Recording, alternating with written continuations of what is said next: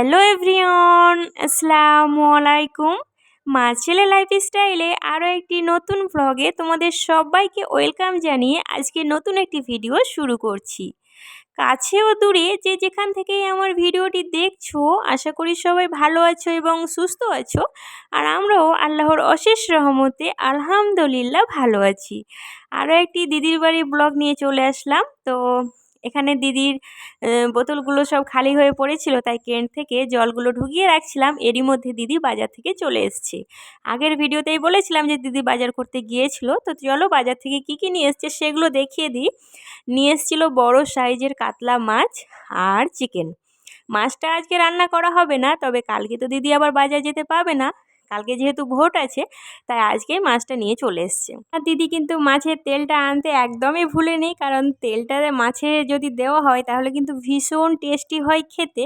আর আজকে বাড়িতে বানানো হবে চিকেন বিরিয়ানি, তাই দিদি চিকেনটাকে ম্যারিনেট করে রেখে দিয়েছে। আর এদিকে যে এক্সট্রা চিকেন কষাটা বানানো হবে সেটাও কিন্তু টক দই মাখিয়ে রেখেছে, কারণ টক দই দিয়ে বানালে চিকেনটা ভীষণ সফট হয় এবং জুসি হয়, খেতে বেশ ভালোই লাগে।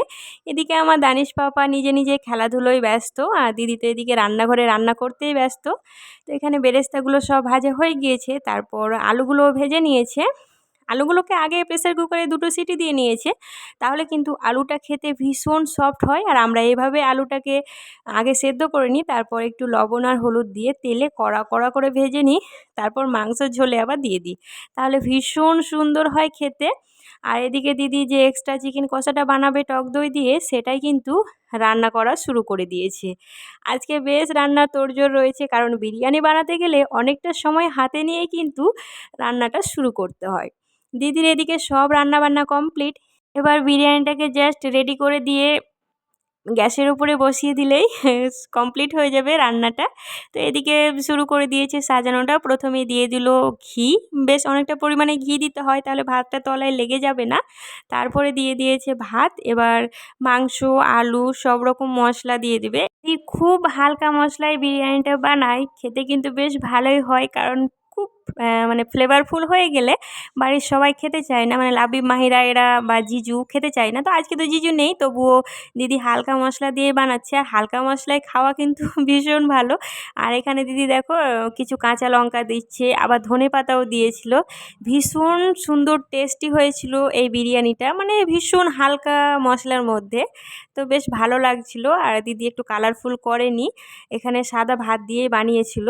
তো একটু অন্যরকম বিরিয়ানি খেলাম, এটাও কিন্তু অসাধারণ ছিল। তো বিরিয়ানিটা আমাদের একটা হাঁড়িতে হয়নি, তাই 2টো হাঁড়িতে করতে হয়েছিল। এইদিকে দেখো একটা তো প্রসেসিং রেডি হয়ে গেল, আবার আরেকটা ছোট্ট মতো হাঁড়িতে রেডি করতে হয়েছিল। তো বিরিয়ানিটা বেশি করে বানাতে হয়, কারণ বাড়ির সবাই বেশি ভালোবাসে খেতে, মানে ভীষণ ভালোবাসে। যদি একবার দুপুরে পায়, আবার কিন্তু রাত্রে না পেলে লাবিবের একদমই চলে না।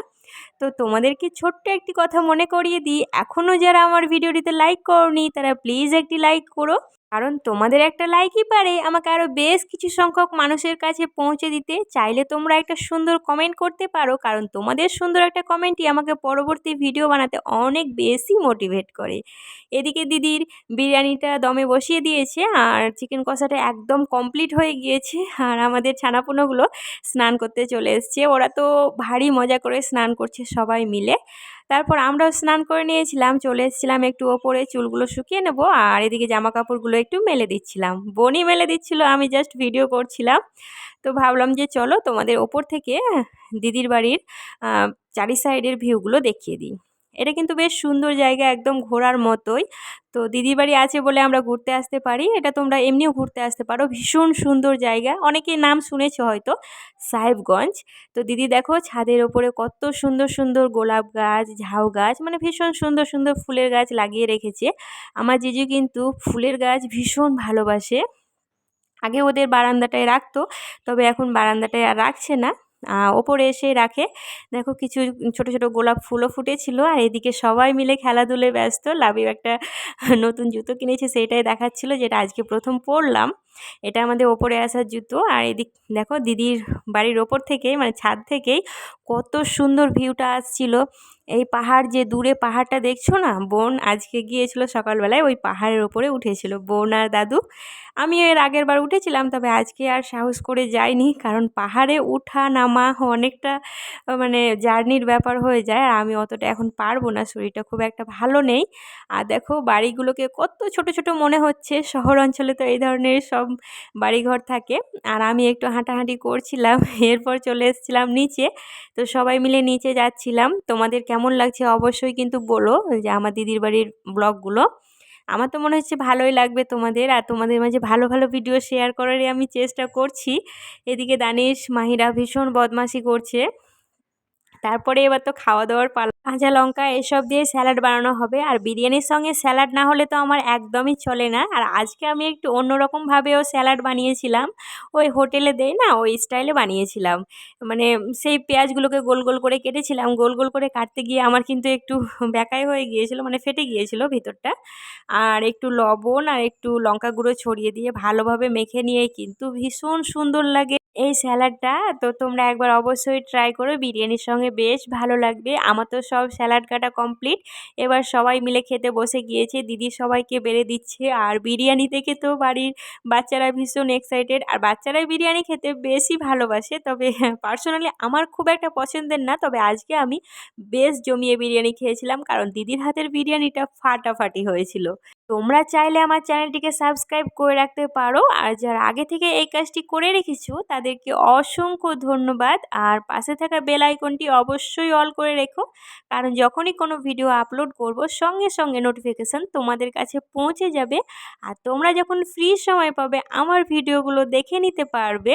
দেখো দিদি সবাইকে বিরিয়ানি বেড়ে দিচ্ছে, আর 2 হাঁড়ি বিরিয়ানি হয়েছিল, সবই কিন্তু শেষ হয়ে গিয়েছিল। মানে বিরিয়ানি খেতে এতটাই সবাই মিলে ভালোবাসি, ছিল অল্প, সেগুলো রাতে খাওয়া হয়েছিল।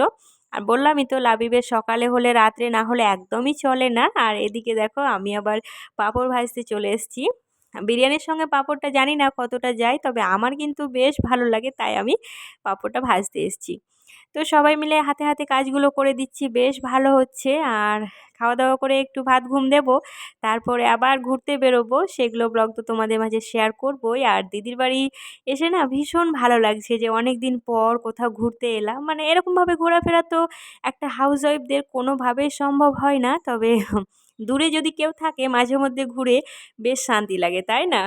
বলো তো, আমাদের হাউস ওয়াইফদের কি সব সময় শখ আহ্লাদ করে দূরে কোথাও ঘুরতে যাওয়া হয়?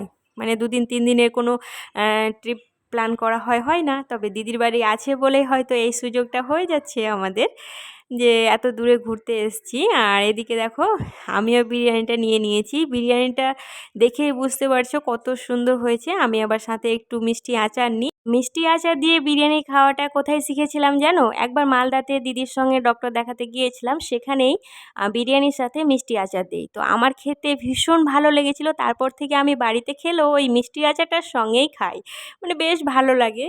হয়তো অনেকেই খাওনি, কারণ আমি প্রথমবার খেয়েছিলাম, তো আমার মুখে লেগেই ছিল, আজ পর্যন্ত আমি সেটা খেয়েই যাই। চলে এসেছি আমরা পার্কে, তো পার্কে এন্ট্রি করেও গেলাম। বেশি টিকিট না, 10 টাকা করে। আর সেরকম পার্কের মধ্যে কিছুই নেই, তবুও বাচ্চাদের এটা একটু খেলাধুলো জায়গা। লাবিব মাহিরা তো ভীষণ এক্সাইটেড থাকে যে আমরা কখন আসবো আর ওদেরকে পার্কে নিয়ে আসবো। অবশ্য জিজু ওদেরকে সপ্তাহে 1 দিন করে নিয়ে আসার চেষ্টা করে। তো ওরা তো শহরে থাকে, ওরা যখন ইচ্ছে তখনই আসতে পায়, তো আমাদের সঙ্গে আসার ওদের আগ্রহ বা আনন্দটা বেশি। তো এখানে মাহিরা এগুলোর ওপরে উঠে পড়েছে, এগুলো চলছিল না, তবে এমনি ওঠা হচ্ছিল। আর এদিকে লাবিব মাহিরা দানি সবাই হাঁটাহাঁটি করছিল। আর পার্কের সৌন্দর্যটা একটু তোমাদের মাঝে তুলে ধরলাম, খুব একটা ভালো না, তবে বাচ্চাদের জন্য পারফেক্ট। এইগুলোর ওপরে তো দানিশ ওঠার চেষ্টা করছে, কোনো মতেই উঠতে পারছে না, কিন্তু আয়ান বাবা একদম স্লিপ কেটেই যাচ্ছে, মানে একটুও ভয় করছে না। আর স্লিপ কাটতে গিয়ে পড়েও গেল নিচে। আর এদিকে দিদি আর বোন দুজন মিলে দোলনায় চড়েছিল, তো ভাবলাম যে চলো তোমাদেরও একটু ভিডিওটা করে দিই। আর এদিকে লাবিব কিন্তু ওর মাম্মি আর আন্টিকে দোলাচ্ছিল। দানিশ কোনো কিছুতেই চড়তে পারছে না, ও জাস্ট হেঁটে হেঁটে বেড়াচ্ছে, আর সবাই আনন্দ করে চড়াচড়ি করছে। আর ও যেগুলোতে চড়তে পারে সেগুলোতে চড়ছে, এই যেমন এই জিনিসটাতে ও চড়তে পারছিল। আর দাদু তো এক সাইডে বসে আছে, দাদু শুধু এসছে আমাদের সঙ্গে বসে থাকার জন্য। আমরা কিন্তু ভীষণ এনজয় করেছিলাম এই পার্কে গিয়ে।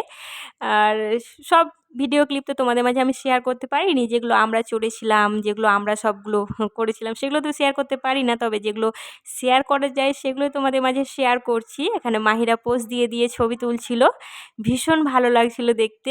একটা হাতি ছিল আর একটা ছোট হাতি ছিল। এখানে একটা টয় ট্রেন ছিল, টয় ট্রেনে আমার দানিশ পাপা উঠে বসেছে, চলছিল না, এমনি জাস্ট রাখা ছিল। তো আমার দানিশ পাপা এখানে গাড়িটা চালাতে শুরু করে দিয়েছে, স্টিয়ারিংটা ঘুরিয়েই যাচ্ছে। আর আবার দেখো এই যে বড় স্লিপটা আছে, এটা ধীরে ধীরে স্লিপটা হয়, ওই জন্য আমার দানিশ পাপা স্লিপ কাটতে পারছিল। এগুলোতে আমরাও অনেক আনন্দ করেছিলাম, এটা আমাদেরও চড়া হচ্ছিল। তারপর ফাইনালি এবার বেরিয়ে যাব। দেখো সন্ধে নেমে এসছে, দেখেই বুঝতে পারছো চারিদিকে লাইটিং ফাইটিং দিয়ে দেওয়া হয়েছে।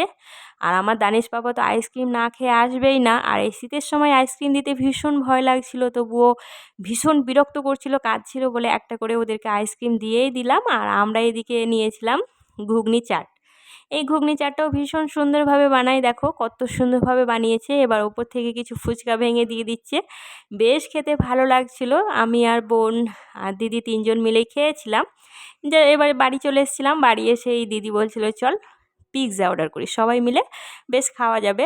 তো পিৎজা অর্ডার করতে গিয়ে দেখা গেল যে আজকে ভোটের জন্য রেস্টুরেন্টই বন্ধ রেখেছে, মানে পুরো সাহেবগঞ্জের সব রেস্টুরেন্টগুলো বন্ধ আছে, তাই আর কোনো পিৎজা অর্ডার করা হলো না। তাই দিদি বলছে চল, কুকিসের একটা সুন্দর বিস্কিট আছে, সেটা চা দিয়ে খেয়ে আমরা আজকের দিনটা কাটাই। তো আমরা এদিকে খেতে থাকি। আজকের ভিডিওটি এখানেই শেষ করছি, ফিরে আসবো আরও একটি সুন্দর নতুন ব্লগ নিয়ে। সবাই ভালো থাকবেন, আল্লাহ হাফিজ।